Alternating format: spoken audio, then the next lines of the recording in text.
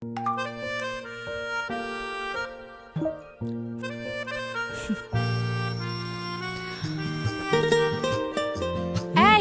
উঠো, তোমার অফিস, উঠো। আজকেও দেরি হয়ে গেল, আর একটু আগে ডেকে দিবা না?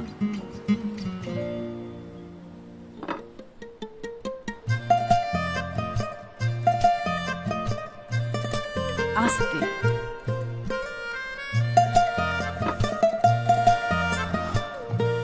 তোমার ঘড়ি আর ওয়ালেট।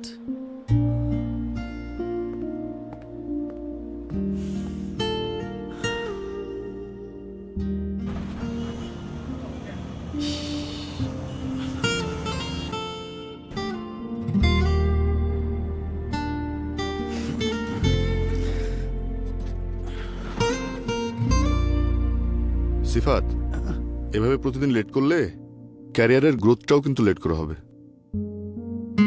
হ্যাঁ, আমি বুথ থেকে টাকাটা তুলে বাসা ভাড়া দিয়ে দিচ্ছি। ঠিক আছে, ঠিক আছে। আপা, নেট বিলটা। আচ্ছা, দাঁড়ান।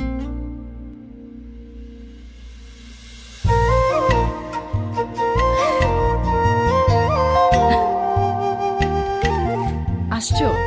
আজকে আমি তোমার সব পছন্দের রান্না করেছি। বলো তো কি কি? যা আছে দাও তো।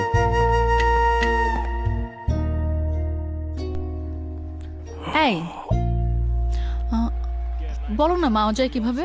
এখান থেকে রিক্সায় করে মেন রোড থেকে সিএনজি করে গুলিস্তান থেকে বাসে করে মাওয়া। মিনিমাম 3 ঘন্টার একটা জার্নি।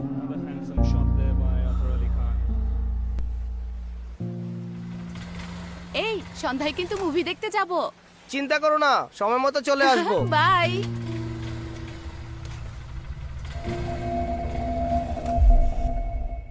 আমার কিছু টাকা লাগবে।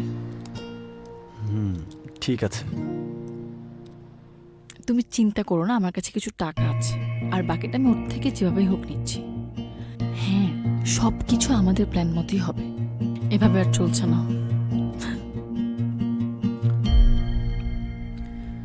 এই শোনো না, আমার কিছু টাকা লাগবে শপিং এর জন্য। পাঠিয়ে দিচ্ছি। বাই। ও এত টাকা কেন করে? আর ফোনে বা কার সাথে কথা বলে? ব্যাপারটা নিয়ে ওর সাথে কথা বলা দরকার।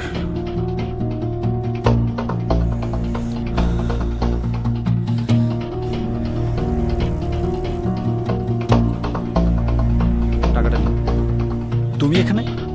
বাসায় চলো, তোমার সাথে কথা আছে। রাখো তোমার কথা। সারপ্রাইজ! চোখ রেখে মনে থ্যাংক ইউ। যাও সবই তো জেনে, মন সাজিয়ে দিলে তুমি এই খুশির ছায়ায়।